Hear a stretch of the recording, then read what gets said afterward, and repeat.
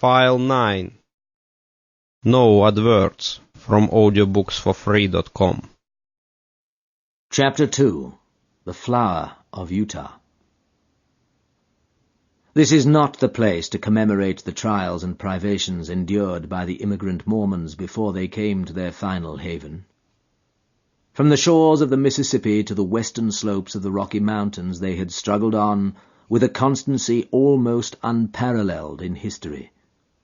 The savage man and the savage beast, hunger, thirst, fatigue, and disease, every impediment which nature could place in the way, had all been overcome with Anglo-Saxon tenacity.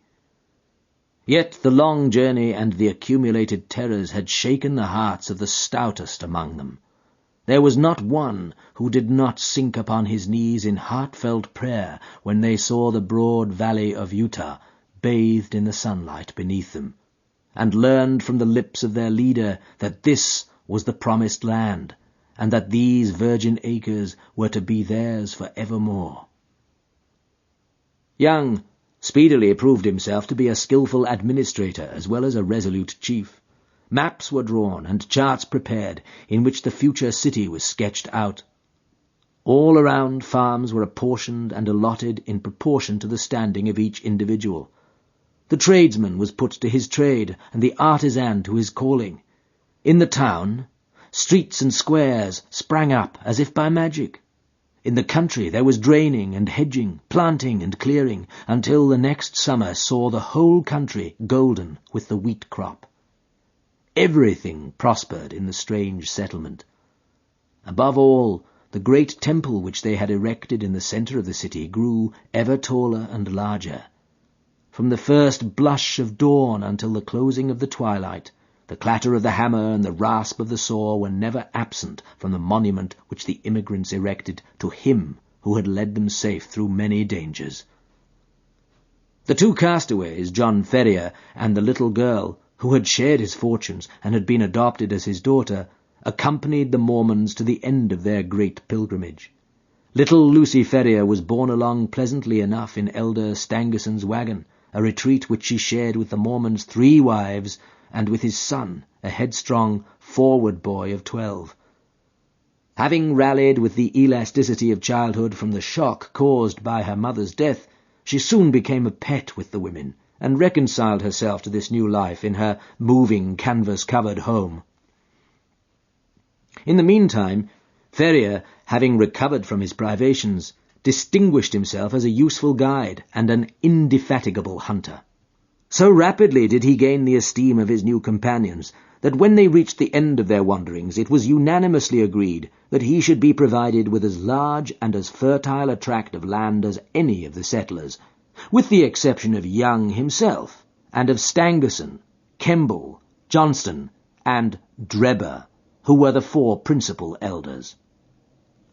On the farm thus acquired, John Ferrier built himself a substantial log house, which received so many additions in succeeding years that it grew into a roomy villa.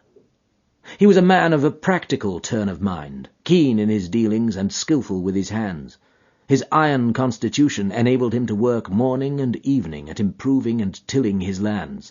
Hence it came about that his farm and all that belonged to him prospered exceedingly. In 3 years he was better off than his neighbors, in 6 he was well-to-do, in 9 he was rich, and in 12 there were not half a dozen men in the whole of Salt Lake City who could compare with him. From the great inland sea to the distant Wasatch Mountains there was no name better known than that of John Ferrier.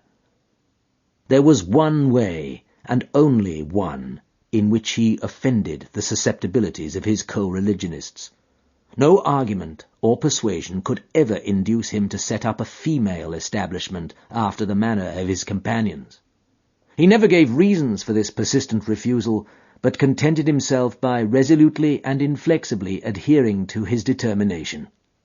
There were some who accused him of lukewarmness in his adopted religion, and others who put it down to greed of wealth and reluctance to incur expense. Others, again, spoke of some early love affair, and of a fair-haired girl who had pined away on the shores of the Atlantic. Whatever the reason, Ferrier remained strictly celibate. In every other respect he conformed to the religion of the young settlement, and gained the name of being an orthodox and straight-walking man. Lucy Ferrier grew up within the log house, and assisted her adopted father in all his undertakings. The keen air of the mountains and the balsamic odour of the pine trees took the place of nurse and mother to the young girl. As year succeeded to year, she grew taller and stronger, her cheek more ruddy and her step more elastic. Many a wayfarer upon the high road which ran by Ferrier's farm felt long-forgotten thoughts revive in their minds, as they watched her lithe, girlish figure tripping through the wheat fields, or met her mounted upon her father's Mustang, and managing it with all the ease and grace of a true child of the West. So the bud blossomed into a flower, and the year which saw her father the richest of the farmers left her as fair a specimen of American girlhood as could be found in the whole Pacific slope. It was not the father, however, who first discovered that the child had developed into the woman. It seldom is in such cases. That mysterious change is too subtle and too gradual to be measured by dates. Least of all does the maiden herself know it until the tone of a voice or the touch of a hand sets her heart thrilling within her, and she learns, with a mixture of pride and of fear, that a new and a larger nature has awoke within her. There are few who cannot recall that day and remember the one little incident which heralded the dawn of a new life. In the case of Lucy Ferrier, the occasion was serious enough in itself, apart from its future influence on her destiny and that of many besides. It was a warm June morning, and the Latter-day Saints were as busy as the bees whose hives they have chosen for their emblem. In the fields and in the streets rose the same hum of human industry. Down the dusty highroads defiled long streams of heavily laden mules, all heading to the west, for the gold fever had broken out in California, and the overland route lay through the city of the elect. There, too, were droves of sheep and bullocks coming in from the outlying pasture lands, and trains of tired immigrants, men and horses equally weary of their interminable journey. Through all this motley assemblage, threading her way with the skill of an accomplished rider, there galloped Lucy Ferrier, her fair face flushed with the exercise, and her long chestnut hair floating out behind her. She had a commission from her father in the city, and was dashing in as she had done many a time before, with all the fearlessness of youth, thinking only of her task and how it was to be performed. The travel-stained adventurers gazed after her in astonishment, and even the unemotional Indians, journeying in with their peltries, relaxed their accustomed stoicism as they marvelled at the beauty of the pale-faced maiden. She had reached the outskirts of the city when she found the road blocked by a great drove of cattle driven by a half-dozen wild-looking herdsmen from the plains. In her impatience, she endeavoured to pass this obstacle by pushing her horse into what appeared to be a gap. Scarcely had she got fairly into it, however, before the beasts closed in behind her, and she found herself completely embedded in the moving stream of fierce-eyed, long-horned bullocks. Accustomed as she was to deal with cattle, she was not alarmed at her situation, but took advantage of every opportunity to urge her horse on, in the hopes of pushing her way through the cavalcade. Unfortunately, the horns of one of the creatures, either by accident or design, came in violent contact with the flank of the Mustang, and excited it to madness. In an instant it reared up upon its hind legs with a snort of rage, and pranced and tossed in a way that would have unseated any but a skilful rider. The situation was full of peril. Every plunge of the excited horse brought it against the horns again, and goaded it to fresh madness. It was all that the girl could do to keep herself in the saddle, yet a slip would mean a terrible death under the hoofs of the unwieldy and terrified animals. Unaccustomed to sudden emergencies, her head began to swim and her grip upon the bridle to relax. Choked by the rising cloud of dust and by the steam from the struggling creatures, she might have abandoned her efforts in despair, but for a kindly voice at her elbow which assured her of assistance. At the same moment, a sinewy brown hand caught the frightened horse by the curb, and forcing a way through the drove, soon brought her to the outskirts. "You're not hurt, I hope, miss?" said her preserver, respectfully. She looked up at his dark, fierce face and laughed saucily. "I'm awful frightened," she said naively. "Whoever would have thought that Poncho would have been so scared by a lot of cows?" "Well, thank God you kept your seat," the other said earnestly. He was a tall, savage-looking young fellow, mounted on a powerful roan horse and clad in the rough dress of a hunter with a long rifle slung over his shoulders. "I guess you're the daughter of John Ferrier," he remarked. "I saw you ride down from his house. When you see him, ask him if he remembers the Jefferson Hopes of St. Louis. If he's the same Ferrier, my father and he were pretty thick." "Hadn't you better come and ask yourself?" she asked demurely. The young fellow seemed pleased at the suggestion, and his dark eyes sparkled with pleasure. "I'll do so," he said. "We've been in the mountains for 2 months, and are not over and above in visiting condition. He must take us as he finds us." "He has a good deal to thank you for, and so have I," she answered. "He's awful fond of me. If those cows had jumped on me, he'd have never got over it." "Neither would I," said her companion. "You? Well, I don't see that it would make much matter to you, anyhow. You ain't even a friend of ours." The young hunter's dark face grew so gloomy over this remark that Lucy Ferrier laughed aloud. "There, I didn't mean that," she said. "Of course, you are a friend now.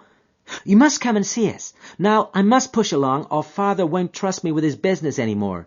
Goodbye." "Goodbye," he answered, raising his broad sombrero and bending over her little hand. She wheeled her Mustang round, gave it a cut with her riding whip, and darted away down the broad road in a rolling cloud of dust. Young Jefferson Hope rode on with his companions, gloomy and taciturn. He and they had been among the Nevada mountains prospecting for silver, and were returning to Salt Lake City in the hope of raising capital enough to work some lodes which they had discovered. He had been as keen as any of them upon the business until this sudden incident had drawn his thoughts into another channel.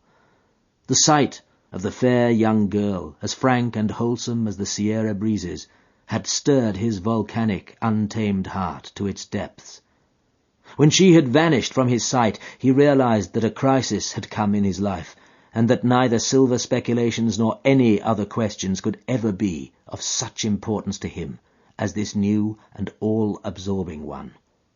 The love which had sprung up in his heart was not the sudden, changeable fancy of a boy, but rather that wild, fierce passion of a man of strong will and imperious temper. He had been accustomed to succeed in all that he undertook. He swore in his heart that he would not fail in this if human effort and human perseverance could render him successful. He called on John Ferrier that night, and many times again, until his face was a familiar one at the farmhouse. John, cooped up in the valley and absorbed in his work, had had little chance of learning the news of the outside world during the last 12 years. All this Jefferson Hope was able to tell him, and in a style which interested Lucy as well as her father. He had been a pioneer in California, and could narrate many a strange tale of fortunes made and fortunes lost in those wild, halcyon days. He had been a scout, too, and a trapper, a silver explorer, and a ranchman. Wherever stirring adventures were to be had, Jefferson Hope had been there in search of them. He soon became a favorite with the old farmer, who spoke eloquently of his virtues. On such occasions Lucy was silent, but her blushing cheek and her bright, happy eyes showed only too clearly that her young heart was no longer her own. Her honest father may not have observed these symptoms, but they were assuredly not thrown away upon the man who had won her affections. One summer evening he came galloping down the road and pulled up at the gate. She was at the doorway and came down to meet him. He threw the bridle over the fence and strode up the pathway. "I'm off, Lucy," he said, taking her 2 hands in his and gazing tenderly down into her face. "I won't ask you to come with me now, but will you be ready to come when I am here again?" "And when will that be?" she asked, blushing and laughing. "A couple of months at the outside. I will come and claim you then, my darling." There's no one who can stand between us." "And how about Father?" she asked. "He has given his consent, provided we get these mines working all right. I have no fear on that head." "Oh, well, of course, if you and Father have arranged it all, there's no more to be said," she whispered, with her cheek against his broad breast. "Thank God," he said hoarsely, stooping and kissing her. "It is settled then. The longer I stay, the harder it will be to go. They are waiting for me at the canyon. Goodbye, my own darling. Goodbye. In 2 months you shall see me." He tore himself from her as he spoke, and, flinging himself upon his horse, galloped furiously away, never even looking round, as though afraid that his resolution might fail him if he took one glance at what he was leaving. She stood at the gate, gazing after him until he vanished from her sight. Then she walked back into the house, the happiest girl in all Utah.